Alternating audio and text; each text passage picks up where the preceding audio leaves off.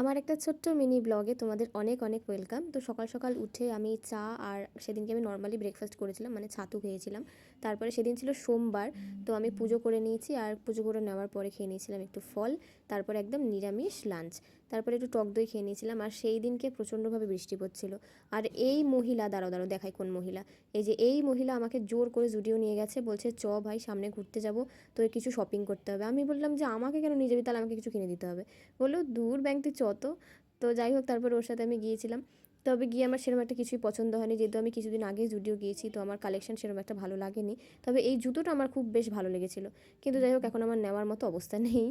আর এই পারফিউমগুলো দেখো, আমার তো বেশ ভালো লেগেছে, যদিও স্মেলটা ভালো না, তবে প্যাকেজিংগুলো কিন্তু বেশ কিউট। তারপরে আমরা বাড়ি যাওয়ার পথে একটুখানি একটা দোকানে গিয়েছিলাম, আর সেখানে গিয়ে এই রিয়ার সাথে আবার দেখা হয়ে গেছে। আর তারপরে ফিরে আমি ব্লিঙ্কিট থেকে দুটো জিনিস অর্ডার করেছিলাম, এই যে আমার ব্রাউন ব্রেড আর ম্যাগি, যদিও আমি ম্যাগি খাই না, আমার বোনের জন্য অর্ডার করেছিলাম। তাও আমার স্বাদ মেটেনি, আমি আবারও রাতের বেলা ডিনারের পরে আমি আইসক্রিম অর্ডার করেছিলাম, যেগুলো খেতে সত্যি ভীষণ ভালো ছিল। তো চলো আজকের মতো এই পর্যন্তই, দেখা হচ্ছে নেক্সট ভিডিওতে।